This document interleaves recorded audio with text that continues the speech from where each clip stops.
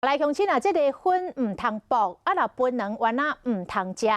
来看中华这个42岁男性，本地是生做真缘投，爱食槟榔，食20多年咯，上最一天食到100粒，尾啊喙齿起痛，一个检查喙齿癌，只好甲一半的喙齿甲下頦来切掉，伊来奉劝大家，莫阁剥槟榔咯。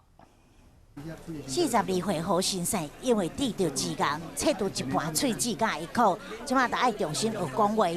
伊奉劝爱食槟榔的人，唔通阁食。天天吃呢，是，这是实在吃真的。 这是何先生原本的模样，真缘投，有生价真理自私。但是20多当前，伊开始食槟榔，上最捌一天食100粒，后来因为伊的喙齿痛，看医生，被诊断是得到脂癌。这是手术了后，即摆模样，爱食槟榔，话拢变嫌弃。伊嘛表示讲，恁看我即摆安尼，敢袂惊？吃槟榔有抽烟、有喝酒的，或者你有家族史的，这一定要来做检查。 另外，这位李长寇先生原本是槟榔分手无离身，因为车祸就医，竟然意外被诊断出喙腔癌第1期，赶紧治疗，嘛讲唔敢搁食。